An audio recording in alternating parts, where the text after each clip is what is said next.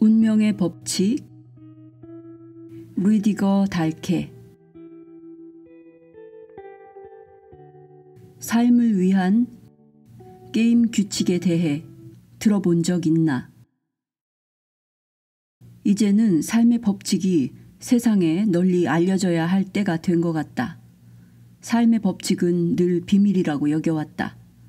하지만 대중에게 공공연히 드러나는 것을 피했을 뿐 완전히 비밀이었던 것은 아니다.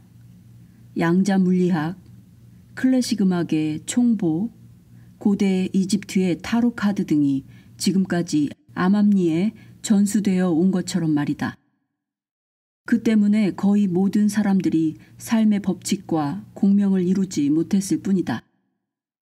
한동안 공명의 법칙에 대해 요란하게 떠들어대는 책이 교묘한 마케팅 전략에 힘입어 수백만 부가 팔려나간 것을 계기로 공명의 법칙이 세상에 널리 알려지게 되었다. 이 일은 큰 진전이기도 하지만 새로운 문제의 원인이 되기도 한다. 그런데 공명의 법칙은 몇몇 운명의 법칙 중에서 두 번째로 중요한 법칙일 뿐이다. 그보다 더 중요한 대립성의 법칙을 모르고 접근했다간 오히려 심각한 위험에 빠질 수 있다. 나는 지금껏 20년이 넘도록 운명의 법칙을 연구해왔다. 이제 나 개인적으로도 충분히 삶의 법칙에 대한 책을 쓸 때가 되었다고 생각한다. 누구든 게임을 시작하기 전 게임의 규칙을 잘 알아야 한다. 스포츠 경기라면 사전에 규칙을 숙지하는 일이 아무 문제 없이 이루어진다. 그러나 우주적인 게임, 즉 인도인들이 말하는 릴라, 신의 놀이라는 뜻의 산스크리트어, 이 릴라라고 하는 삶의 게임에서는 그렇지가 않다. 축구 선수라면 누구든 전반전이 끝나면 포지션을 바꾼다는 사실을 알고 있지만 삶의 한가운데서 벌어지는 인생 게임에서는 마치 여태 아무 일도 없었다는 듯 경기가 그냥 진행된다. 그러니 사람들이 삶의 후반전에 들어서서 툭하면 자살골을 넣는 것도 별로 놀라운 일이 아니다. 자살골을 넣는 사람은 후반전에 포지션을 전환하는 시기를 놓친 것이다. 그런데도 아무도 그 사실을 지적하지 않는다. 또 사람들은 대부분 삶의 경기에 존재하는 오프사이드 규칙도 모른다. 많은 사람들이 걸핏하면 오프사이드 위치에서 벗어난 채 뛴다. 그래놓고 자신이 한 일에 대해 인정받지 못하는 것을 의아하게 생각한다. 하지만 이 일은 삶의 방향을 새롭게 설정할 수 있는 제2의 기회라고 할 수 있다. 인정받지 못한 일을 통해 뭔가 잘못되었다는 결론에 이를 수 있기 때문이다. 바로 이때가 미래를 성공적으로 만들 게임의 규칙을 배울 수 있는 아주 좋은 기회이다. 하지만 안타깝게도 사람들은 이때 게임의 규칙을 배우기보다 책임을 전가하는 투사, 즉 심리학 용어로 스트레스와 불안을 일으키는 감정이나 생각을 타인에게 원인이 있는 것처럼 전가시킴으로써 자신을 방어하는 방법, 즉 방어 기제의 한 종류. 이러한 투사의 경향을 보인다. 다른 사람이 넣은 골은 득점으로 인정받았는데 자신이 넣은 골은 인정받지 못했다며 그 책임을 자신이 아닌 외부 또는 타인에게 돌린다. 그래서 심판을 욕하고 심판에게 자신의 무능을 전가하는 것이다. 인생 게임에서 전가의 대상은 주로 정치가나 기업가, 교사, 저널리스트, 의사, 특히 아내나 남편, 자기 자식들이다. 엄밀히 말하면 나를 제외한 다른 모든 사람들이 욕을 먹는 심판관이라고 할 수 있다. 이렇게 자신의 잘못에 대한 책임을 안에서 찾지 않고 밖에서 찾는 사람은 적대자로 가득 찬 세상을 만난다. 게임의 규칙과 법칙에 대해 아는 게 적을수록 불평이 더 많다. 반면 법칙을 이해하는 사람은 불평할 이유가 없다. 이런 사람은 규칙에 맞는 행위로 성공을 거둔다. 걸림돌도 겸손한 마음으로 받아들일 수 있다. 그렇다고 세상의 폐해를 비판 없이 받아들여 두 손 놓고 가만히 있으라는 소리가 아니다. 이 책은 독자에게 기존의 사고방식이 아닌 완전히 새롭고 심오한 견해를 전달하려고 한다. 방정식 a제곱 플러스 b제곱은 c제곱으로 잘 알려진 피타고라스는 두 영향권으로 나뉜 학파를 설립했다. 하나는 엑소테로스라고 하는 외부 영향권이고 또 하나는 에소테로스라고 하는 내부 영향권이었다. 내부 영향권이 수의 질 같은 사물의 본질을 파고들었던 반면 외부 영향권은 이런 지식의 실용적 활용, 예를 들어 계산처럼 수를 다루는 일을 과제로 삼았다. 에소테리크, 즉 비교라는 용어는 내부 영향권에서 나왔는데 바깥 세계를 지향하는 외부 영향권이 추진력을 제공한 내부 영향권을 점차 간과하다가 완전히 잊어버린 것이다. 그러니까 에소테리크라는 단어는 원래 내부 영향권에서 연구하던 사물의 본질에 대한 지식과 운명의 법칙을 이르는 것이었다. 내부 영향권의 학설을 뜻하는 에소테리크는 오늘날 이른바 에소테리크라는 이름으로 이루어지는 모든 것과 사실은 전혀 관계가 없다. 비유하자면 종교라는 단어에서 비롯된 무수한 오해와 각양각색의 종교 집단에서 자행하는 공포 시나리오가 원래 종교가 의미하는 것들과는 전혀 무관한 것과 마찬가지다. 내부와 외부 영향권에서 나온 흔적들은 지금도 수많은 전통 속에 살아있다.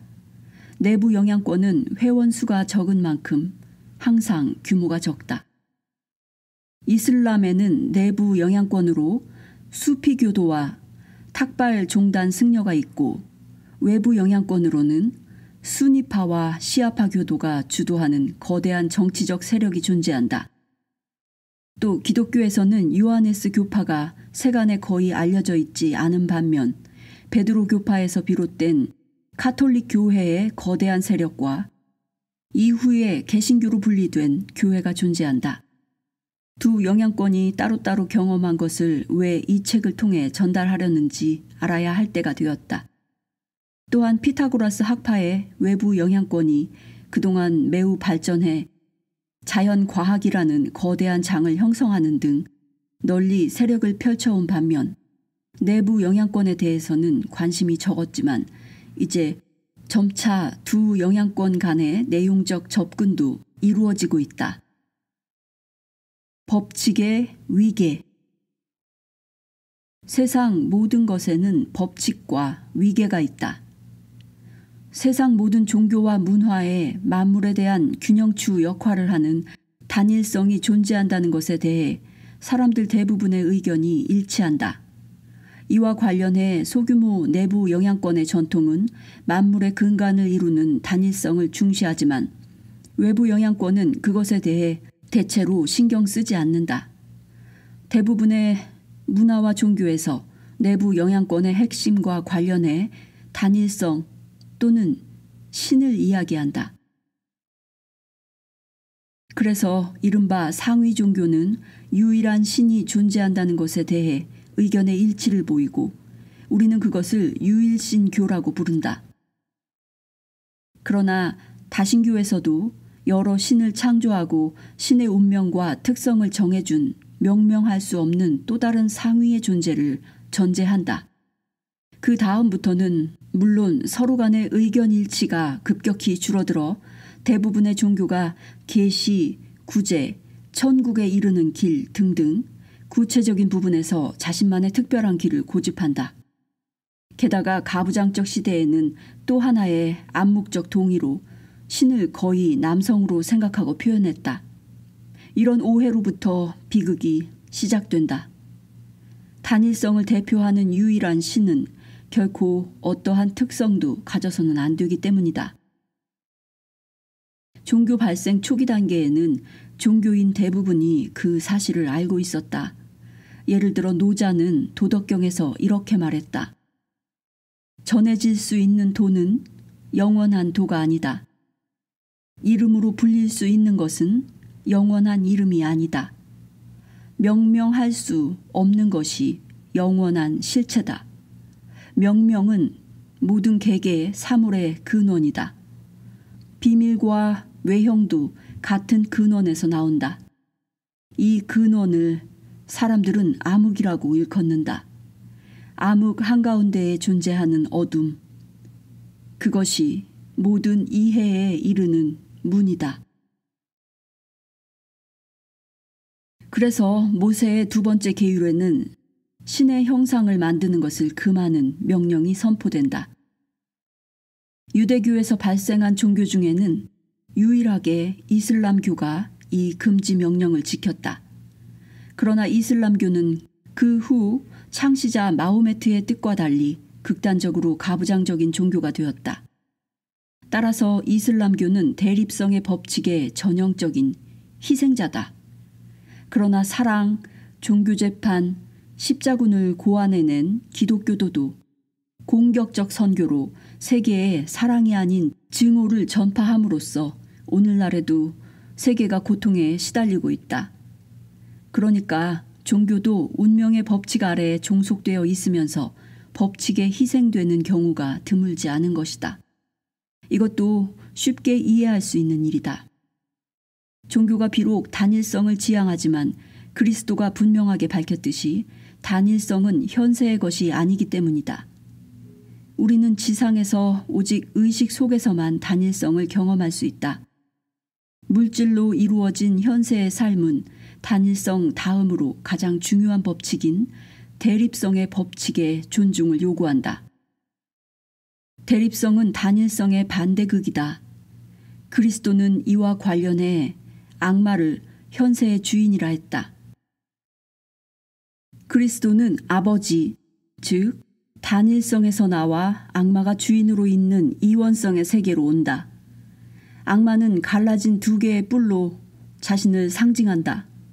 따라서 주인인 악마가 자신의 세계에 나타났을 때 그리스도가 악마를 존중의 태도로 대하는 것이 놀라울 게 없다. 한편 그리스도는 이 세계의 일부가 되어 현세에서 권력을 얻으라는 악마의 제안과 유혹을 단호히 거절한다. 사막에서 악마가 유혹하던 때 말이다.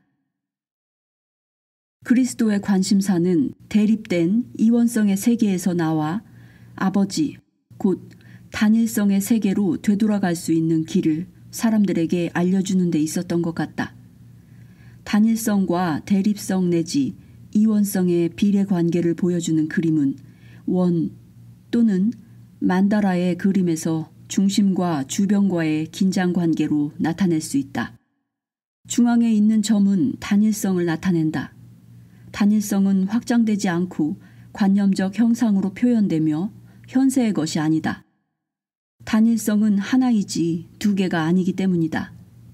거기에 공간과 시간이 더해져야 비로소 현상세계, 즉 지구가 생겨날 수 있다.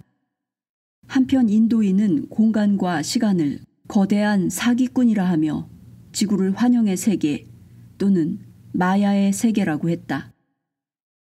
이 거대한 원형의 지구 전체가 단일성, 중앙, 신에서 비롯된 삼라 만상을 뜻한다.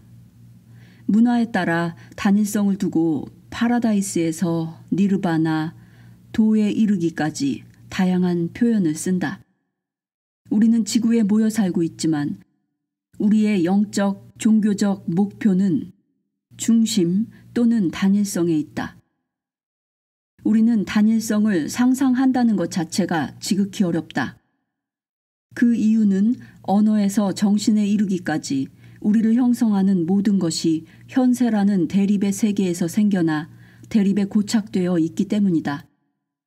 모든 종교가 그러한 것처럼 우리는 '상징, 의례, 신화, 이야기, 전설의 방식을 통해 우회적으로만 묘사할 수 있다. 단일성의 대표적인 표현으로는 차원을 초월한 비물질적인 중심점 또는 무지개의 모든 색을 포함하면서도 눈에 보이지 않는 하얀 빛을 들 수 있다. 20세기 초 핵물리학자들이 흥미롭게도 세계의 모든 것이 대립으로 이루어져 있다는 사실을 발견했다. 실제로 원자핵 내부의 입자를 보면 음전기를 띤 각 전자마다 양전기를 띤 양성자가 하나씩 속해 있다. 오직 빛의 최소 입자인 광자만 대립극이 없다. 따라서 빛과 같은 성질의 것이 단일성을 대표하기에 적합하다. 하지만 빛은 우리의 대립 세계로 떨어지자마자 곧 그림자를 들이운다. 더욱이 빛이 밝을수록 그림자가 더 어둡다. 빛이 있기에 그것이 신과 단일성을 대표하고 우리의 의식을 밝힐 수 있다. 또 한 가지, 빛은 세계를 밝히고 우리에게 색을 선사한다. 그러므로 세상의 다채로움은 대립성의 표현이다. 영국의 시인 윌리엄 블레이크가 했던 참으로 적절한 표현처럼 색은 빛의 상처이기 때문이다. 완전하고 성스러운 빛은 우리 눈에는 보이지 않는다. 비록 빛이 삼라만상을 볼 수 있게 할지라도 말이다. 녹색 식물은 백색광의 스펙트럼에서 적색 부분을 흡수해야 스펙트럼의 나머지 부분에서 녹색이 생겨난다. 우리가 파란색 스웨터를 볼 수 있는 것은 오직 그 소재가 흰색 스펙트럼에서 노란색 전체를 먼저 흡수했기 때문이다. 이 보색 체계는 괴테가 색채학에서 기술한 내용이다. 바로 이 때문에 흰색 자동차가 뜨거운 태양 열기에 가장 덜 뜨거워지고 검은색 자동차가 가장 많이 뜨거워지는 것이다. 흰색은 자체가 모든 색채를 다 포함하고 있으므로 더 이상 아무것도 받아들이지 않는 반면 검은색은 실제 색이 아니라 모든 색채가 존재하지 않을 때 보이는 현상일 뿐이다. 그래서 검은색은 빛의 스펙트럼에서 대부분의 에너지를 흡수한다.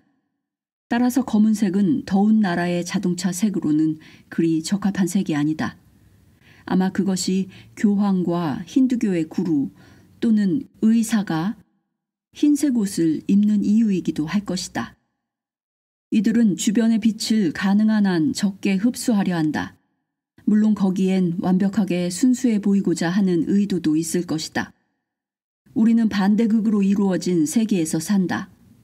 흰색과 검은색, 빨간색과 녹색이 존재하는 세계, 그리고 크고 작은 것, 더 나아가 선과 악도 존재하는 세계다. 대립의 물질 세계 속에서 만물이 두 가지 측면을 가지게 됨에 따라 심지어 단일성마저도 부득이하게 평형추, 바로 대립성을 필요로 한다. 오직 단일성의 경험에서 나온 것만 상황이 다르다. 단일성은 게임 자체가 불필요하기 때문이다. 게임은 양극성을 가진 대립의 세계에 속하는 것이다. 단일성을 실현한다고 주장하는 종교조차 곧 대립성의 반대극에 빠져들고 마는 사실이 이 법칙의 강력한 힘을 대변한다. 하지만 대립성의 법칙은 종교인에게만 해당되는 것이 아니다. 현대 사회를 지배하는 모든 부분, 모든 이에게 해당한다. 이 인식은 절대 새로운 것이 아니다. 이미 괴테가 파우스트에서 메피스토, 즉 독일의 파우스트 전설과 이 전설을 소재로 한 작품에 등장하는 악마의 이름인 이 메피스토의 입을 빌려 자신이 항상 악이고자 하며 악은 항상 선을 창조하는 힘의 일부라는 시대를 초월하는 말을 남겼다. 피타고라스도 이미 대립성의 법칙에 정통했다. 또 거듭된 쇠락으로 지금은 타로 카드의 상징으로만 남은 이집트 신화도 이 법칙을 알고 있었다. 마차라고 적힌 타로 카드의 그림을 보라. 전차를 모는 전사가 출발하기에 앞서 서로 갈라지려고 애쓰는 스핑크스 둘을 제어하고 있다. 가장 높은 영역으로서의 단일성은 삼각형의 꼭지점 또는 원의 중심점으로 표현하는데 그 부분에서 하나의 점을 볼 수 있다. 그 다음으로 대립성과 대립성의 법칙 또는 분리성이 따른다. 거기서 또 한 단계 아래에 상응의 법칙, 즉 공명의 법칙 또는 친화성의 법칙이 따른다. 공명의 법칙을 설명하는 가장 유명한 표현은 위에 있는 것과 아래에 있는 것이 같다이다. 이는 3번 위대한 헤르메스라는 뜻의 이름을 가진 이집트의 전설적 연금술사로 이집트 토트 신과 그리스 헤르메스 신이 결합된 인물 헤르메스 트리스 메기스토스가 남긴 말이다. 이 공명의 법칙도 결코 비밀이 아니었기에 독일 남부지역 속담에도 드러나 있다. 그런데 세간에는 공명의 법칙이 존중되지 못하고 악마는 항상 가장 큰 더미 위에 똥을 싼다라는 저속한 표현의 속담이 되고 말았다. 돈이 돈을 불러 부자는 점점 더 부자가 되고 가난한 사람은 점점 더 가난해지는 현상을 이루는 속담이다. 대립성의 법칙이 행사하는 영향을 도처에서 볼 수 있음에도 정치가들은 대부분 이 법칙에 대해 완전히 무지한 채로 남북문제기구나 세계은행기구 같은 위원회에서 대립의 주제를 두고 전전긍긍한다. 정치가들이 이 법칙에 맞서 싸워야 마땅하지만 그러지 못하기 때문에 대부분 대립성의 희생자가 되고 만다. 다시 말해 정치가들이 해야 할 일이 대립을 극복하는 일임에도 오히려 그 골을 더 깊게 만드는 것이다. 정치가들은 대개 공이 골 밖으로 나간 것을 보고 나서야 뒤늦게 일이 왜 이 지경에 이르렀냐며 어리둥절해야 한다. 그래서 결과적으로는 늘 선을 원하면서도 악을 만드는 세력의 일부가 되고 만다. 지금까지 얘기한 모든 것을 종합해 요약하면 공명의 법칙은 상위 법칙인 대립성의 법칙 안에서 작용한다. 그리고 대립성의 법칙은 서로 간의 간극을 한층 더 벌려놓음으로써 모순을 더욱 심화시킨다. 극빈자와 최상위 부자 간의 차이가 점점 커지다 보면 언젠가는 양극의 팽팽한 긴장이 끊어지는데 이것을 혁명 또는 전복이라고 한다. 정치가들과 시민들은 전 세계적으로 혁명이 일어나지 않기를 바라지만 상위의 두 법칙이 행사하는 세력을 얕잡아 보거나 완전히 잘못 알고 있으면 뜻대로 되는 경우가 드물다. 종교에서 말하는 것처럼 이 피조물의 세계에서 만물은 궁극적으로 단일성을 추구한다. 여기서 문제는 단일성을 향해 가는 도상에서 우리가 어떤 태도를 취해야 하며 대립성의 세계에서 얼마나 많은 저항을 이겨낼 수 있는가이다. 하위 법칙. 이 세상은 참으로 숱한 법칙으로 가득 차 있다. 하지만 모든 것에 아주 사소한 것까지 철저하게 규칙을 세우려는 욕구는 자칫 그로테스크한 일이 될 수 있다. 예를 들자면 독일의 조세법이 대표적이다. 전 세계에 존재하는 조세법의 절반 이상이 독일법에서 나왔다. 조세법에 관한 한 독일을 따를 곳이 없다는 소문이 자자하다. 독일 사람들은 할 수만 있다면 차라리 다른 나라에 수입세를 납부하고 싶다는 말까지 한다. 일반 시민뿐만 아니라 어느 누구도 이해할 수 없는 복잡하고 불공정한 조세법 카오스에서 빠져나오기 위해서다. 제 아무리 훌륭한 세무사라도 독일 조세법을 다 알 수 없고 국고관리 업무에도 법적인 안정성이 없어 제멋대로다. 대신 엄청난 규모의 세무사 군단들이 날이 갈수록 탐욕만 드러내는 국가를 상대로 각자의 의뢰인을 보호하기 위해 애쓰고 있다. 한편 독일 국가의 대표자들은 뻔뻔하게 또는 뻔뻔한 줄도 모르고 더 일목요연하게 국가를 경영함으로써 특히 독일 기업인을 꿰어들이는 다른 국가들의 모든 책임을 전가한다. 세금 천국과 세금 지옥은 대립성 법칙에 따라 서로 의존 관계에 있다. 이처럼 체계적으로 잘못된 정치 실태는 더 나아가 상위의 큰 법칙을 피할 수 없게 만든다. 조세법이란 것이 애초 이렇게 혼란이나 법적 불안성을 조성하려는 게 목적이 아니라 기존의 불편사항을 개선하려는 뜻에서 만들었을진데 말이다. 이는 거시적 상관관계를 비롯해 무엇보다 공명과 대립성 법칙을 간과했기 때문에 일어난 문제다. 독일 국가는 자영업자나 프리랜서인 시민들에게 양심껏 소득세 신고에 서명하기를 강요한다. 그런데 이것이 함정이다. 세금 관련법을 부전공으로 선택해 파고들지 않은 이상 스스로 소득세 신고를 할 수 있는 사람은 극히 드물기 때문이다. 독일의 조세법은 이런 식으로 사람들이 양심 없는 짓을 하거나 다른 나라로 도피하게 만든다. 그리고 국가로 인해 항상 진실과 상충을 겪는 사람들은 비양심을 권하는 법률을 존중하지 않게 된다. 이것이 현대사회에 사기가 만연하고 윤리적 통념이 점점 사라지는 이유 중 하나다. 음원이나 컴퓨터 프로그램 등의 데이터를 만들 때 정보를 훔치는 일은 이미 전 세계에 비일비재한 비신사적 행위로 알려져 있다. 몇몇 아시아 국가에서는 아예 원본이라는 것이 없을 지경이다.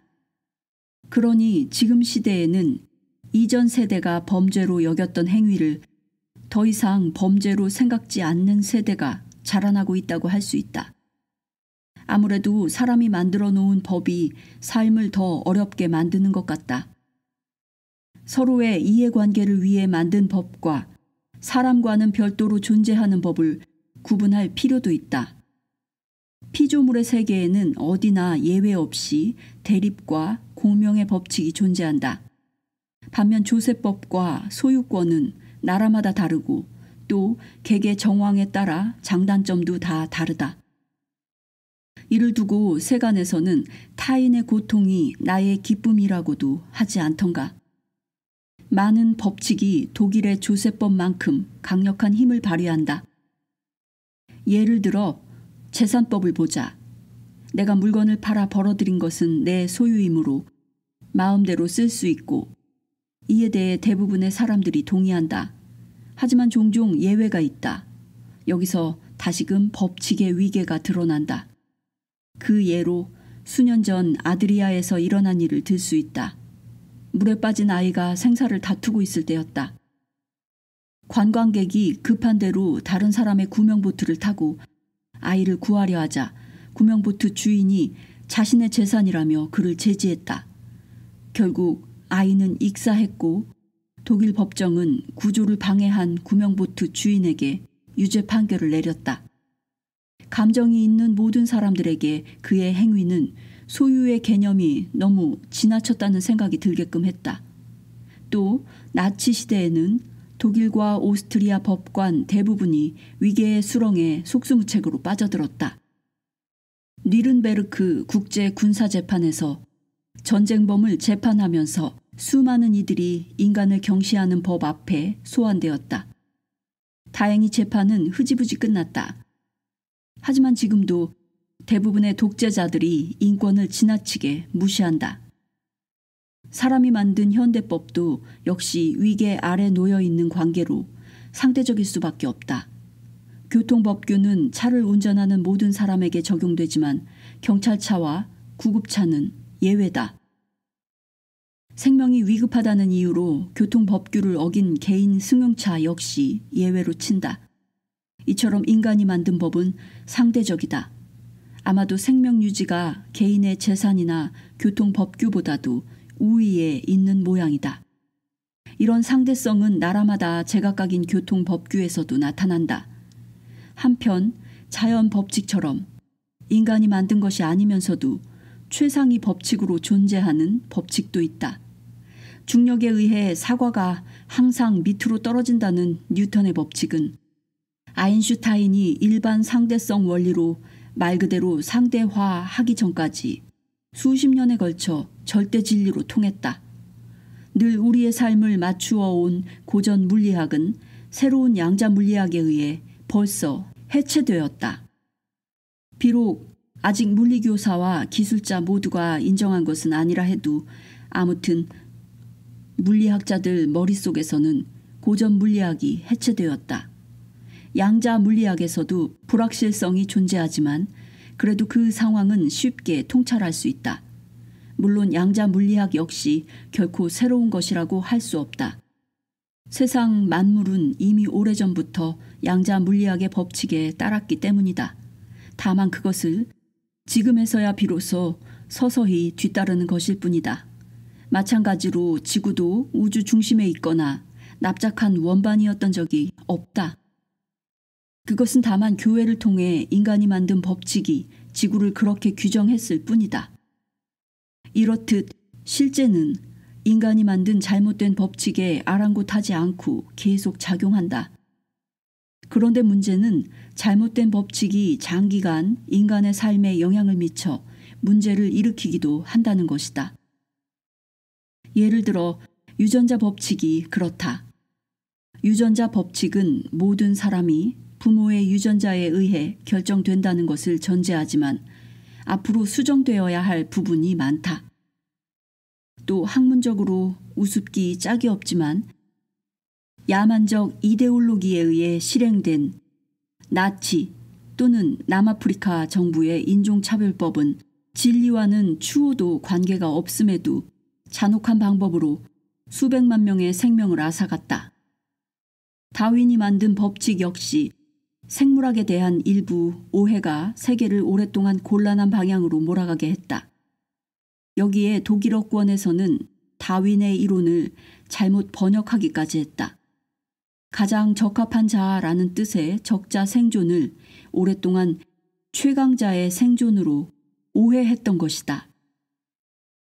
실제로 강한 공룡이 살아남은 것이 아니라 환경에 적응을 잘한 곤충이 살아남았다. 놀랍게도 이 오역은 오랫동안 간과되었다. 아무튼 다윈의 이론을 토대로 생겨난 사회 다윈주의는 인간을 폄하하는 비참한 전략을 발전시켰고 이 전략은 모든 종교와 수많은 발전 가능성을 거스르며 야만적인 자본주의의 토대를 만들었다. 이 때문에 우리가 지금도 고통받고 있는 것이다. 그러나 전체 진리에 대한 다윈의 오해는 한층 더 확장, 심화되었다. 왜냐하면 실제로는 환경에 가장 적응을 잘하는 존재만 살아남은 것이 아니라 다윈의 이론에 따르면 아예 생존 기회가 없어야 할 존재도 살아남았기 때문이다. 예를 들어 수컷 공작은 날아가기에도 달리기에도 방해가 되는 긴 꼬리 깃털을 가지고 어떻게 지금까지 살아남을 수 있었을까? 수컷 공작의 생존에는 환경에 잘 적응한다는 요인이 상관없어 보인다. 수컷 공작의 비밀은 유난히 아름다운 깃털을 펼칠 때 암컷이 다가온다는 사실에 있다. 수컷 공작은 다윈의 이론이 아니라 말 그대로 아름다움이라는 비결로 최상의 암컷을 상대할 수 있었기에 오늘날까지 존재할 수 있었다. 수컷 공작의 비결은 사람의 세계에서도 그대로 들어맞는다. 다윈에 따르면 할리 데이비슨 오토바이와 페라리를 몰고 골프를 치는 50대 중반의 기업가는 언뜻 봐선 별 매력이 없어야 한다. 진화 이론의 아버지 다윈에 따르면 그런 기업가가 컨트리클럽 바의 소파에 느긋하게 기대어 앉아 푸른 골프장에서 어떻게 하루를 보냈다는 이야기를 늘어놓으면 모든 여성들은 기겁을 하면서 등을 돌려야 마땅하다. 턱없이 비싸기만 하고 기술적으로 한참 뒤떨어진 오토바이, 유모차와 쇼핑백을 넣을 자리도 없는 스포츠카 따위는 여성을 유혹할 수 없어야 한다.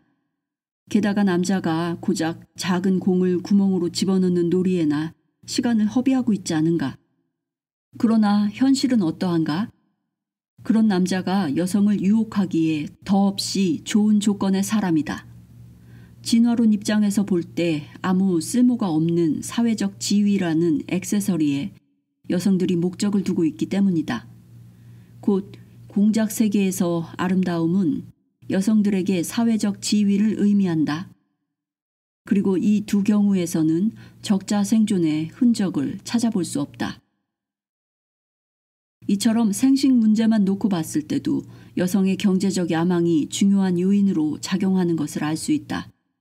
따라서 여성을 얻고자 하는 사람은 생활에 현실적으로 잘 적응하는 것에만 신경 써서는 안 된다. 사회적 지위와 외모가 훨씬 더 성공 요인이 될 수 있다는 점도 알아야 한다. 실제로 이런 부분에 뛰어난 감각을 발휘하는 예술가가 있다. 그런 사람의 작품은 기능성이 떨어지고 싸구려 소재로 만든 가방이라 할지라도 작품 이상의 명성을 얻는다. 한편 물리와 화학의 자연 법칙 역시 보편적이진 않지만 지구상에 존재하는 모든 나라에 다 통용된다. 또 자연 법칙에는 인간이 만든 법처럼 조악한 모순도 드물다. 예를 들어 부실한 진화 이론만 봐도 그렇다. 사회적 상관관계가 개입된 법은 어느 것이나 조야한 오류와 결함이 산재해 있으니 그런 오류를 예외라고 하기보다는 차라리 표준이라 해야 할 지경이다. 시대 역시 어떤 법칙성을 제대로 인식하기에 미처 때가 안 된 경우도 종종 있다. 진화의 법칙은 다윈이 나타나기 50년 전 프랑스 식물학자이자 동물학자 장 바티스트 드 라마르크가 이미 훨씬 더 완전하게 이해하고 있었다. 다윈보다 더 큰 안목을 가졌던 라마르크는 진화에는 최고의 생식 기회를 얻기 위한 경쟁 법칙 외에도 협력과 시너지 작용의 법칙이 있다는 사실을 인식했다. 그러나 라마르크가 내놓은 획득 성질의 유전이라는 또 다른 입장의 이론이 시대에 너무 앞섰던 까닭에 매우 뒤늦게 인정받게 되었다. 그리고 생물 발생에 존재하는 포괄적 협력이라는 개념으로 인해 라마르크 자신도 당대에 비웃음을 사면서 보다 완벽한 진화 이론을 곧 포기하고 말았다. 당신은 라마르크가 발견한 더 큰 진리를 받아들이지 못했다. 다행히 그의 이론은 오늘날 비로소 서서히 인정을 받고 있다. 만일 당시 사람들이 라마르크를 제대로 이해했더라면 인류는 분명 지금과 다르게 발전했을 것이다. 자연 법칙에 대한 라마르크의 인식으로부터 협력의 개념이 포함된 사회 철학이 나왔을지도 모른다. 만일 그랬더라면 사회 다윈주의에서 도출된 폭력적이고 강력한 자본주의를 피할 수 있었을지도 모른다. 우리는 지금에서야 라마르크의 관점에서 본 자연의 모범을 따를 수 있게 되었고 협력과 시너지 창출에 힘써야 한다는 것을 인식하게 되었다. 이는 다시금 인간관계에서도 전체는 단순히 각 부분의 합이 아닌 더 큰 무엇이라는 인식에 이르게 된다. 예를 들면 자연과학 같은 사실 차원에서 사회과학 같은 다른 사실 차원으로 법칙을 응용하는 것은 일반적으로 문제가 된다. 다만 최상위에 있는 대립성과 공명의 법칙은 모든 영역에 걸쳐 통용되고 단일성의 법칙은 만물의 기초가 된다. 그럼에도 차원 간의 유사성이 매우 유혹적이고 또 종종 더 나은 이해에 도움이 될 때도 있다. 오늘날 물리학자들이 거울의 법칙이 현실에 가장 적합하다는 확신을 최종적으로 확인하게 되었다고 했을 때 헤르메스 트리스메기스토스와 위와 같이 아래에서도, 즉 위에 있는 것과 아래에 있는 것이 같다라는 공명의 법칙을 생각지 않는 사람이 누가 있겠는가? 물론 공명의 법칙도 거울의 법칙이다. 하지만 이것은 아직 자연과학이라는 학문으로 증명되지 않은 상태다. 공명의 법칙은 원래 현대 물리학에서도 가장 기본 법칙으로 인정하는 법칙에 속해 있다. 에너지 보존 법칙의 경우도 상황이 유사하다. 물리학에서도 화학에서도 에너지는 없어지는 것이 아니라 다만 형태가 변할 뿐이라는 것을 증명했다. 경제학에서도 그 사실을 이해한다. 반면 서구 학교의학은 아직도 단순히 징후를 억누름으로써 세상에서 질병을 몰아낼 수 있다고 믿는다. 진정한 자연과학자로서 실소밖에 나오지 않는 소리다. 다른 관점에서 봐도 서구 학교의학은 자연과학의 법칙을 무시한다. 그들은 오히려 무시하는 행위에 더 높은 가치를 두고 그래야만 남들에게 인정받는다고 생각한다. 예를 들어 자연과학자들이 백조는 희다라는 가설을 세웠다고 하자. 그러다 수백만 마리의 백조 중 검은색 한 마리가 발견되면 자연과학자들은 백조가 희다는 가설을 파기한다. 그러나 보통 서구 학교의학에서는 일단 학설이 세워지면 그 뒤에 교수들이 모여 단단한 보루를 쌓기 일쑤다. 그래서 누군가 검은 백조를 발견했다고 하면 일제히 그를 괴롭히고 박해하다가 결국엔 제명을 시킨다. 검은 백조의 발견자는 그에 대해 학회지에 단 한 줄도 발표할 수가 없다. 그 발견을 인정받기 전에 세상을 뜨기도 한다. 현대 위생학의 창시자 이그나즈 제멜바이스가 바로 그런 예에 해당한다. 법칙 내에서의 질서. 진화한 사람은 법 없이도 공동생활을 할 수 있다. 사람이 사람을 위해 만든 법칙은 보편성이 결여되어 있다. 예를 들어 교통규범, 공적인 사회법칙, 혼인제도도 마찬가지다. 사람이 만든 법칙은 나라마다 현격하게 다르다. 미국의 몇몇 주를 비롯해 이슬람교를 국교로 하는 모든 국가에서는 공공장소에서 키스를 하거나 술 마시는 행위가 처벌 대상이 된다. 하지만 전 유럽 국가에서는 공공장소에서 키스를 하는 일이 다반사이며 어떤 곳에서는 술을 마시는 것이 심지어 예절에 속하기도 한다. 자연 법칙에서 문제점은 비록 보편적으로 통용되긴 하지만 아직 실제를 최종적 심연까지 다 파악하지 못했다는 데 있다.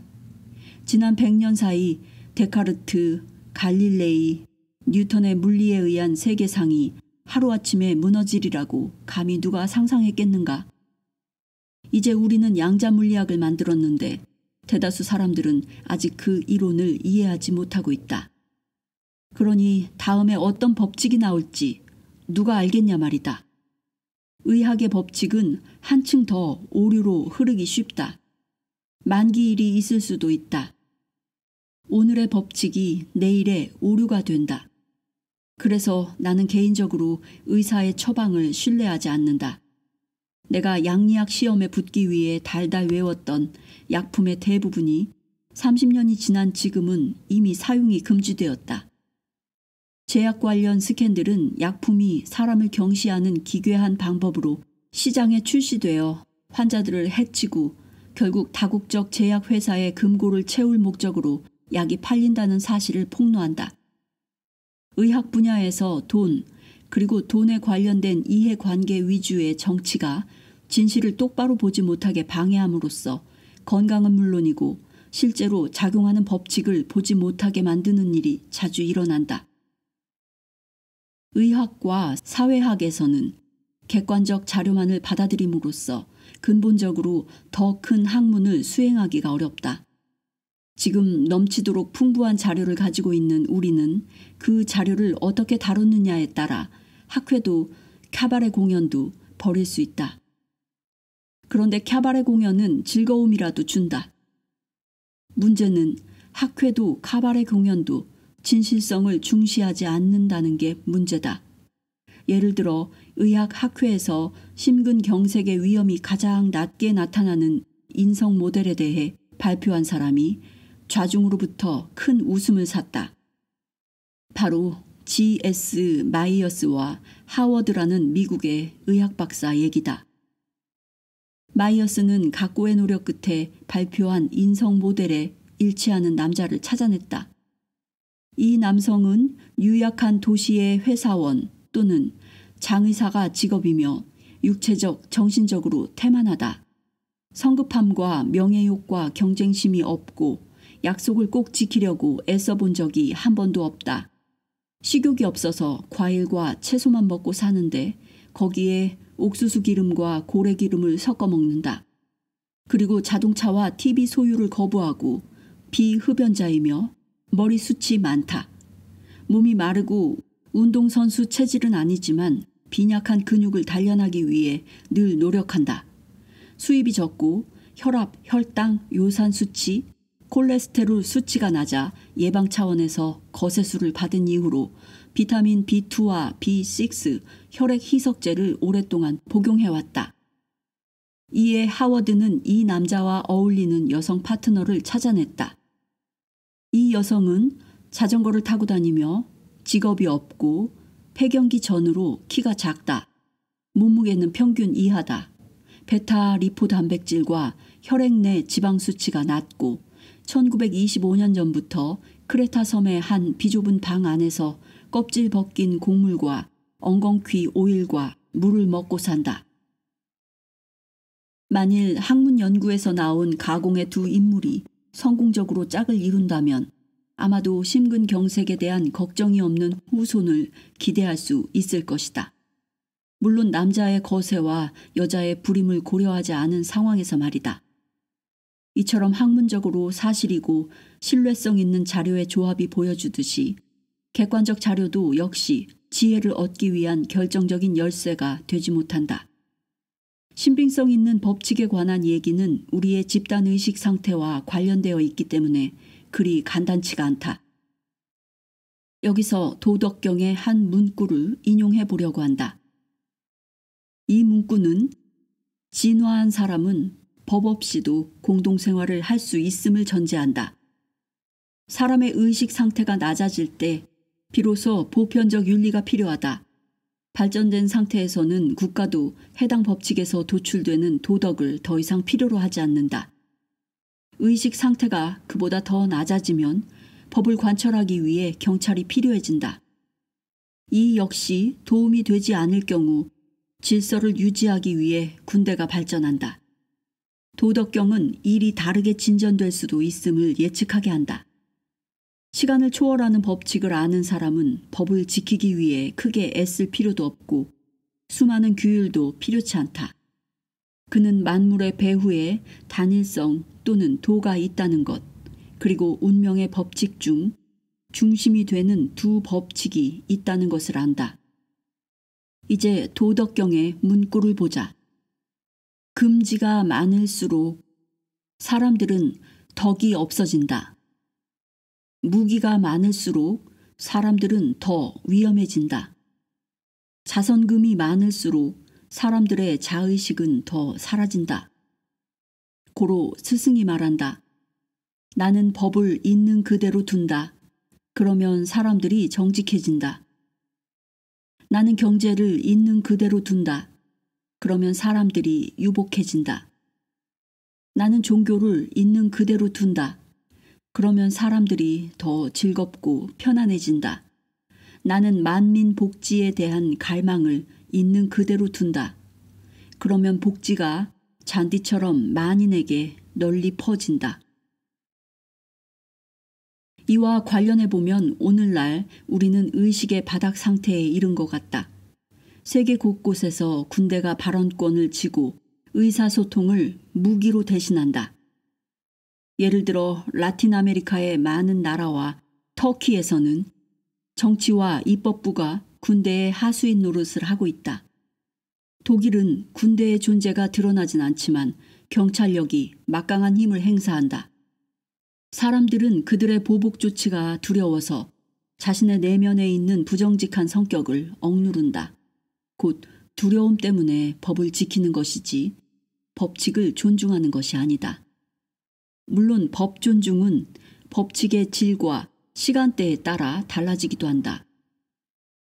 교통이 복잡한 시간에 신호등을 지키는 것이 큰 의미가 있는 만큼 밤에 수 킬로미터 이내에 차가 한 대도 보이지 않는 상황에서 신호등을 지키느라 한참 기다리는 것은 별 의미가 없다. 이런 상황은 적절한 시간에 규칙을 지키는 것, 즉 법칙의 상대성을 통찰할 수 있게 한다.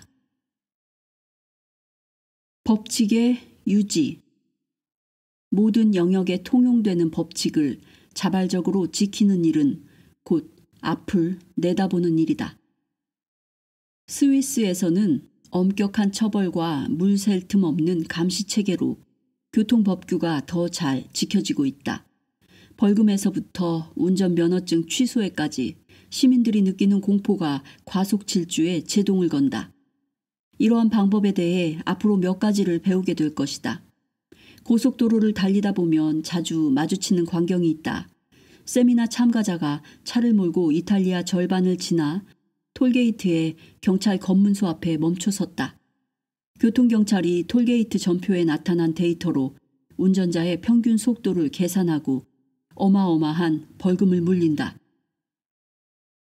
세미나 참가자는 이런 전자감시 체계에 크게 놀란다. 이런 일은 GPS 시대에 살고 있는 우리에게 허다하게 일어난다. GPS로 자동차 위치를 모두 추적할 수 있기 때문이다. 이제 더 이상 교통경찰이 도로변에서 지키고 있다가 폭주하는 차를 잡으려 출동할 필요가 없다. 3개월에 한 번씩 컴퓨터 버튼 하나만 눌러 규정을 위반한 자동차를 잡아내는 일도 머지않았다. 그렇게 100% 가동되는 제재 규정이 실행될 경우 그때도 우리가 계속 법률을 무시할 수 있을지 다시금 생각해보게 된다. 피부 속에 칩을 삽입해 언제든지 신분을 증명하고 검색받게 될 날이 오기까지는 조금 더 시간이 걸릴 것이다. 비록 지금은 그런 일이 일어나리라고 생각하는 사람이 얼마 없지만 조짐은 무시할 수 없다. 애완견을 데리고 여행하는 사람에게서 벌써 그런 경향이 보인다. 검색대에서 시간을 허비하고 싶지 않은 여행자는 애완견 피부 속에 칩을 삽입해 놓고 간단하게 검색대를 통과해 여행을 즐긴다. 자, 이제 좀 더 솔직하게 묻겠다. 우리 모두가 피부 속에 칩을 삽입함으로써 번거로운 검색과 신분증명 절차를 없앨 수 있다면, 게다가 그렇게 하는 일이 전혀 아프지도 않고 아주 간단하다면 과연 누가 이를 끝까지 거부할까? 한동안은 거부할 수 있을 것이다. 하지만 누구는 한없이 긴 줄을 서고 있는데 다른 한편에서는 그냥 검색대를 통과하는 광경을 재차 보게 될 때 다시 생각해 보게 될 것이다. 또 그런 최신 전자 검색 시스템이 도입되면 사람들은 처벌이 두려워 법을 준수할 것이다.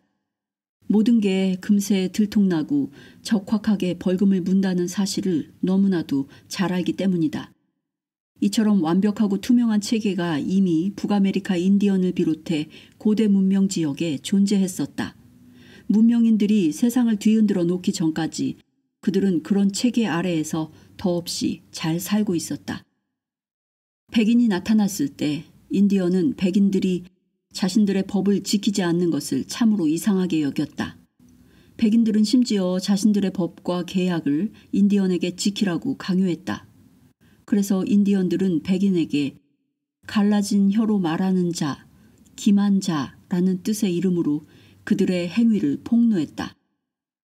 그러자 백인들은 자신들을 창백한 얼굴이라고 말했다. 그게 덜 창피하게 들렸기 때문이다. 인디언들은 위대한 영혼 마니투가 언제나 모든 것을 다 보고 있다고 알고 있었다.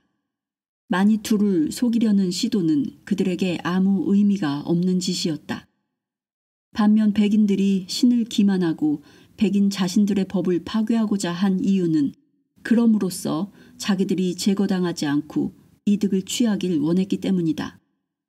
백인들은 자신들이 신보다 더 영리하다고 여겼거나 또는 실제로 신을 믿지 않았던 것이다. 이 이야기는 오늘날 특히 서구 문명에 널리 퍼진 기만적 사고를 깊이 생각해 보게 한다. 더욱이 절대적 투명성의 시대로 향하고 있는 지금 우리가 당장 옛 문명과 종교와 전통에서 두루 통용되었던 법칙을 지키자고 하는 것이 분명 지나친 일은 아닐 것이다. 시간을 초월하는 대립성의 법칙과 공명의 법칙을 지키는 사람은 즉시 모든 영역에서 처벌받을 위험이 현저하게 낮아진다. 이런 법칙은 대립의 세계 어디에나 통용되기 때문이다. 두 법칙은 오직 단일성의 의식 속에서, 즉 신의 차원에서만 통하지 않는다. 그렇다고 해서 그런 상황이 될까봐 걱정할 필요는 없다. 그 경지에 도달한 사람은 모든 것을 즉시 파악하고 상황이 그대로 눈에 들어온다. 말 그대로 조금도 염려할 필요가 없다. 이렇게 모든 영역에 통용되는 법칙을 자발적으로 지키는 일은 지성적일 뿐만 아니라 앞을 내다보는 일이다. 모든 경우 결말이 정확히 예측되기 때문이다. 믿거나 말거나 그 점에서 적어도 모든 종교가 또 한 번의 의견의 일치를 보인다. 고대 이집트 신화에 나오는 사람이 죽은 뒤 저울에 망자의 심장과 마트신, 즉 이집트의 법과 정의의 신, 마트신에 깃털을 올려놓고 무게를 재는 이야기에서부터 고대인의 눈에는 눈, 이에는 이, 그리고 신약 성경의 최후의 심판에 이르기까지 표현은 다르지만 그 내용은 하나다. 즉 모든 일에는 예측 가능한 필연적인 결과가 따른다는 것이다. 심리요법 의사로 지낸 지난 30년 동안 나는 운명을 속이는 일은 절대 불가능하다는 것을 깨달았다. 세속의 역사에서도 성직자의 역사에서도 운명을 주무르고자 하는 일이 장기적으로 성공한 예는 단 한 건도 없었다. 각 민족의 신화와 동화가 이야기하는 것은 단 한 가지, 진리다. 즉 끝에 가서 총결산에 이르면 모든 것이 합당한 권리를 찾게 된다. 기만과 술수는 장기적으로 결코 채산이 맞지 않는다. 모든 체계는 완전성을 추구하고 위반을 벌한다. 고대 그리스인들이 얼마나 자주 신탁이 내리는 운명의 예언을 거스르려고 애썼는가. 그러나 모두 헛되이 끝나고 말았다. 이런 관점에서 볼 때 어떤 경우에도 우리가 종속되어 있고 그것을 따르지 않을 경우 늘 안 좋은 결과가 나오는 법칙이라면 애초부터 잘 지키는 편이 낫다. 법칙을 지켜서 더 성공적이고 편안하고 아름다운 삶을 보장받는다면 말이다. 현세의 법칙을 인식함으로써 그러한 삶은 발전 과정의 막바지에 이르러 점점 자유로워지다가 마침내 단일성을 이루게 된다. 따라서 성공을 추구하는 사람이라면 우선 공명의 법칙에 따르고 대립성의 법칙에 주의를 기울여야 한다. 그러나 단일성을 경험하기 위해 세계를 초월하려는 사람은 만물과 하나가 되기 위해 공간과 시간을 극복해야 한다. 운명의 법칙을 무시하려던 시도는 지금까지 대다수 사람들에게 문제를 일으키고 절망적인 결과를 가져다 주었다. 이제 이것을 바꿀 시기가 무르익었다. 모든 분야에서 성공적이고 즐겁고 많은 경험을 주고 흥미롭고 충만한 삶으로 인도할 결정적인 법칙으로 말이다. 운명의 법칙. 음과 양은 서로를 필요로 하고 서로가 보완이 되며 같이 있을 때 비로소 완전한 하나를 이룬다. 더하기 양은 도를 뜻하는 태극의 상징이 이를 분명하고 간단하게 보여준다. 이것만으로도 이미 엄청난 비밀이다. 양극의 두 측면이 서로를 필요로 하고 오직 같이 있을 때 전체이자 하나가 된다. 언제 어디서든 한쪽만 강조하면 다른 한쪽은 그림자 속으로 들어가 같이 자라난다. 대부분 그 사실을 의식하지 못하기 때문에 무의식의 측면, 비밀에 가려진 측면, 그림자 측면을 이야기한다. 우리 세계는 그림자 속에서 심하게 병이 든다. 밝은 양의 측면과 어두운 음의 측면은 원 또는 완전한 단일성의 상징이 되기 위해 서로를 보완한다. 그러나 각각의 부분에도 극성이 있어서 흰색으로 된 양의 영역에 검은 점이 있고 검은색으로 된 음의 영역에 흰 점이 있다. 이 기본형에 의해 삶은 우리가 가끔 예감하는 것보다 더 많이 결정된다. 이 기본형은 간단하지만 삶의 상태를 결정하는 분명한 예를 보여준다. 양과 태양은 서로 어울려 밝은 낮 시간에는 낮잠이나 명상과 같은 음의 영역을 포함하는 것이 좋다고 조언한다. 음에 해당하는 밤 시간에는 렘 수면 단계에 이루어지는 꿈으로 자동적으로 양의 일부를 포함한다. 그럼으로써 비로소 우리의 하루와 삶이 둥그런 원이 된다. 양극의 대립성은 이 세상에서 어떤 것에도 막힘없이 계속해서 이어진다. 각각의 극에 다시금 반대극이 들어있다는 뜻이다. 그래서 태극의 상징은 사실 아래와 같이 그려야 한다. 이런 식으로 끝없이 계속되는 것이다. 수학에서도 양극의 원칙이 있다.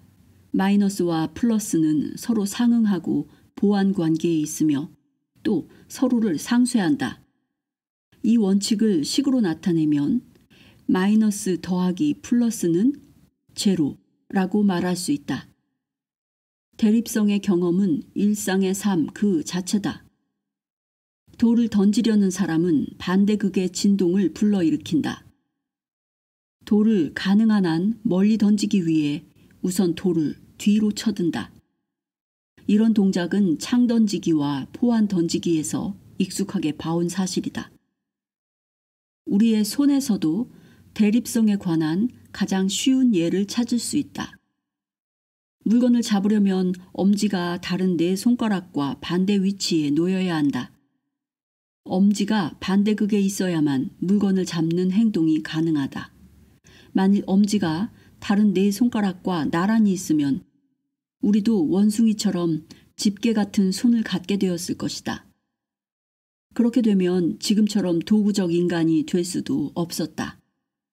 이렇게 대립의 성질을 이용해야 물건을 잡을 수 있는 것처럼 삶의 이치를 파악하는 일도 대립성을 통해야 가능하다. 만일 큰 것이 존재하지 않는다면 어떻게 작은 것을 생각할 수 있으며 낮은 게 없으면 어떻게 높은 것을 생각하고 빈곤이 없으면 어떻게 부를 생각할 수 있겠는가? 심지어 악이 없다면 선도 아무 의미가 없을 것이다. 이 세계에 존재하는 모든 것에 그것의 다른 측면인 반대극이 존재한다. 다리 하나로는 걸을 수 없고 눈 하나로는 공간을 입체적으로 인지할 수 없다. 들이쉬는 숨은 내쉬는 숨을 필요로 한다. 이때 한쪽만 지나치게 강조하면 그림자가 형성되어 문제를 일으킨다. 천식 환자가 과도하게 숨을 들이마시면서 내쉬는 일을 잊어버리면 심지어 사망에 이르기까지도 한다. 주는 것은 받아들이는 것을 필요로 하고 반대로 받아들이는 것은 주는 것을 필요로 한다. 들이쉬는 숨과 내쉬는 숨의 관계처럼 잠은 깨어남을 강요하고 삶은 죽음을 강요한다. 반대의 경우도 마찬가지임은 너무도 당연한 얘기다. 깨어남이 잠을 강요하듯 내쉬는 숨은 자연히 들이쉬는 숨을 강요한다. 비록 보는 시각에 따라서 종종 한쪽만 중요하게 인지하기도 하지만 모든 문에는 입구와 출구가 있다. 동양의 견해에 따르면 삶만 죽음을 강요하는 것이 아니라 죽음도 삶을 강요한다고 보는데 이 견해가 더 논리적인 이유는 대립성의 법칙과 일치를 이루기 때문이다. 이 세계는 최소에서부터 최대의 양태에 이르기까지 모두 대립관계에 있다. 원자는 양전기를 띤 핵 주위에 음전기를 띤 전자가 도는 구조로 이루어져 있다. 양측이 반대극의 성질을 띠면서도 서로 끌어당긴다. 즉 전체가 되기 위해 서로를 필요로 하는 것이다. 다만 궤도를 도는 운동에 의해 전자가 중앙에 있는 핵으로 돌진하지 않는다. 이 최소 체계는 동시에 최대 체계의 모델이기도 하다. 행성이 이와 비슷하게 태양을 중심으로 회전하기 때문이다. 더 나아가 은하수 성단 내 모든 태양계가 태양을 중심으로 돈다. 우리가 성단을 은하수라고 부르는 이유는 사람의 눈에 넓은 빛의 띠로 보이기 때문이다. 하지만 측면에서는 렌즈 같은 원반 모양으로 보이고 위에서는 나선이 회전하는 모양으로 보인다. 따라서 삼라만상의 중심을 나타내는 표본, 중심을 도는 춤 또는 만다라의 그림이 생겨난다. 비단 원자뿐만이 아니라 모든 세포, 우리의 눈동자, 머리, 지구, 다른 천체를 비롯해 모든 성단이 다 이 표본을 따른다.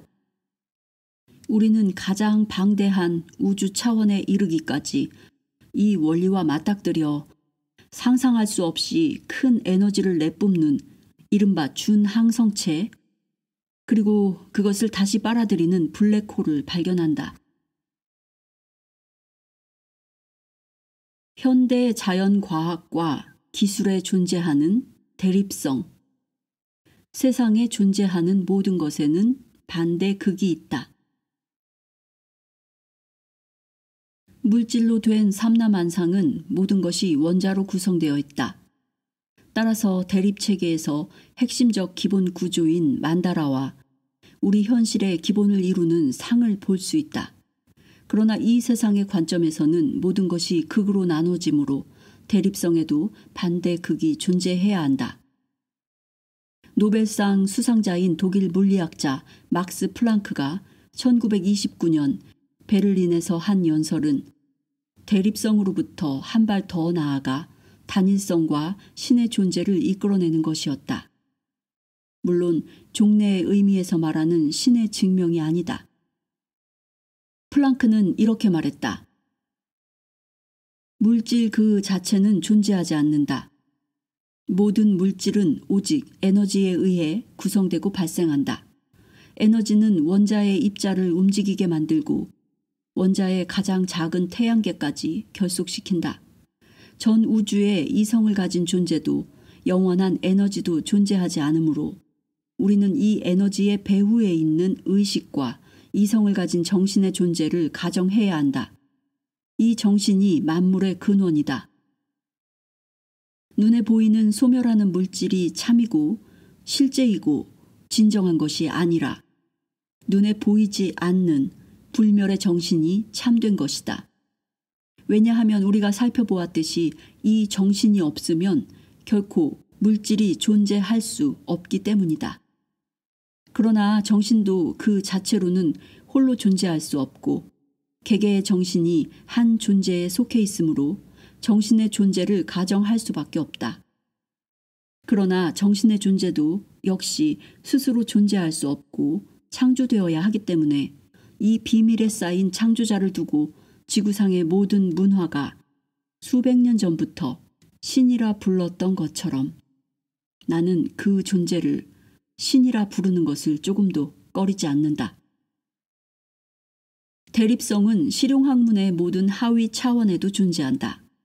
화학자들은 소금이 서로 반대극인 산과 염기가 만나야만 생성될 수 있음을 당연시한다. 이때 산은 남성 전형적인, 즉 부딪히는 원리의 양성자이고 염기는 여성 전형적인 빨아들이는 원리의 양성자다. 또 분자 구조도 대립성을 따른다. 가장 내부에서 공간적, 전기적 인력을 가진 양극 에너지가 분자를 결합시키기 때문이다. 유전도 대립의 표본에 따라 각 쌍으로 나타나는 염색체와 두 개의 대립되는 성 염색체인 여성 X 염색체와 남성 Y 염색체가 있다. 한 영역 더 깊은 염색체 내부에서 DNA 유전자 코드가 유전 양식을 결정하는데 이 유전 양식도 서로 맞물리는 열쇠와 자물쇠의 원리로 이루어져 이 또한 대립성의 법칙에 따른다. 대립성은 당연히 기술 세계도 지배한다. 전기의 흐름은 양극과 음극을 필요로 한다. 자석은 북극과 남극의 극성을 띈다. 오랫동안 인류의 발전을 지속시켜온 바퀴도 중앙의 텅 빈 공간과 그 주위를 도는 주변 기기 사이에 긴장에 의해 돌아간다. 이를 도덕경에서는 이렇게 표현했다. 우리는 바퀴에 살을 끼워 넣지만 바퀴 가운데는 구멍이고 그 구멍이 마차를 움직이게 한다. 우리는 흙으로 그릇을 빚지만 그릇 속은 비어 있고 그 빈 곳이 원하는 바를 담는다. 우리는 나무로 집을 짓지만 살 수 있는 터를 만드는 것은 비어 있는 내부 공간이다. 우리는 형체를 이루려 하지만 그 쓰임새를 만드는 것은 빈 공간이다. 그리고 발전의 상징이던 바퀴를 물리치고 등장한 컴퓨터마저도 0과 1 사이에 대립관계에 있다. 이것이 이원 체계를 이루어 컴퓨터와 우리의 새로운 세계를 형성한다. 대립성의 근원. 대립성과 성. 사람의 육체 역시 대립극으로 이루어진다. 사람의 육체는 지구상의 모든 물질과 마찬가지로 원자로 이루어지고 원자는 분자를 형성하고 분자는 또 세포를 형성한다. 사람의 육체는 지구상의 모든 물질과 마찬가지로 원자로 이루어지고 원자는 분자를 형성하고 분자는 또 세포를 형성한다. 세포 내에는 모든 정보가 담긴 원형의 핵, 그리고 실제로 삶의 과정을 유지하는 세포질이 대립관계에 있다. 세포는 특수한 기관 조직과 그것을 지지하는 연결 조직을 형성하는데 이런 조직도 서로 대립관계에 있다. 신체 기관은 대개 그 자체가 대립된 양극을 형성한다. 뇌의 양쪽 반구, 그리고 동물과 사람의 외형적 신체도 암과 수로 대립극으로 이루어진다. 옛 세대는 이런 식으로 성을 가르쳤다. 지루해 보이긴 해도 그 수업은 우리가 하나의 종으로 살아남게 된 대립성에 대해 다루었다. 성은 여성과 남성이라는 대립의 결합을 통해 존재한다. 다른 두 성이 만나 하나가 되어야만 한순간이나마 단일성을 경험하고 그것을 실천할 수 있는 기회가 생긴다. 오르가즘 속에서 정신적으로 하나가 되고 아이에게 생명을 줌으로써 육체적으로도 하나가 된다. 오르가즘에서 느끼는 경이로운 단일성의 경험은 효과 좋은 트릭이라고 할 수 있다. 이 트릭을 통해 인간의 진화가 오늘날에까지 이른 것이다. 힌두교에서는 인간의 성기를 묘사해 남근을 상징하는 링가와 여성의 성기를 상징하는 요니를 경외의 대상이자 예배의 본질로 여긴다. 인도 연방주 마디아 프라데시에 있는 카주라호 사원은 사원 전체가 갖가지 체위로 성교하는 장면으로 뒤덮여 있다. 그들에게는 성교가 인간이 신에게 가장 가까이 다가갈 수 있는 행위다. 그래서 성교가 창조자의 역할과 더불어 단일성을 체험할 수 있는 방법으로 종교적 경외의 핵심이 되었다. 이는 성교를 정신을 불결하게 만드는 것으로 여기는 유대교의 태도와 반대극을 이룬다. 사실 성교는 인간의 기본적인 임무다. 반대측들이 결합함으로써 대립성을 극복하는 것이다. 이 점을 분명하게 보여주는 것이 플라톤이 전한 둥그런 형상의 태초 인간에 대한 이야기이다. 플라톤은 제도적인 기독교가 생겨나기 오래전 성적 쾌락에 대해 혐오하는 대립극을 위해 플라토닉 사랑이라는 표현을 만들어낸 철학자다. 이제 둥그런 인간의 이야기를 해보자. 태초에 인간은 둥그런 형상을 하고 있었다. 머리가 둘이고 팔과 다리가 4개인 모습이었다. 힘이 무척 세고 오만해서 심지어 신에게도 위협적인 존재였다. 그래서 신들의 아버지 제우스는 둥그런 인간의 가운데를 칼로 잘라 온 세상에 흩어놓았고 그때부터 인간은 흩어진 자기 짝을 다시 찾아야 하는 의무가 생겼다. 반쪽으로 갈라진 절반이 서로를 찾아 다시 하나가 됨으로써 단일성의 천상을 경험하려고 한다는 이 이야기는 이후 수많은 전설과 동화, 소설, 영화에 반영되었다. 나 역시 이 이야기가 인간 존재의 배후에 있는 원초적 충동에 대해 알려주는 것임을 많은 상담 끝에 확언할 수 있었다. 그야말로 신들이 인간의 삶의 역동성과 긴장감을 불어넣기 위해 참으로 훌륭한 생각을 해낸 것이다. 유대교, 기독교, 이슬람교의 창조주 여호와도 아담의 갈비뼈로 이불을 만들었다고 한다. 인간 세계에 존재하는 대립성의 가장 뚜렷한 표현은 바로 성이다. 심리학과 광고의 세계를 들여다보면 도처에서 성이 지배적인 역할을 한다는 것을 알 수 있다. 우리는 지나치게 성을 강요하는 현대에 살고 있고 그럼으로써 거의 모든 정신적 문제 배후에는 성적인 문제가 깔려 있다고 한 지그문트 프로이트의 이론에서 단 한 발짝도 더 나아가지 못하고 있다. 프로이트 이론에서 성이라는 단어를 대립성이라는 단어로 대체하면 오늘날에도 그대로 적용될 것이다. 예를 들면 가깝게는 개인적 차원에서 이혼의 증가 추세뿐만 아니라 남북관계, 도시와 지방 간 긴장관계의 고조, 빈부격차에 이르기까지 모든 영역에서 대립성으로 인한 문제가 발생한다.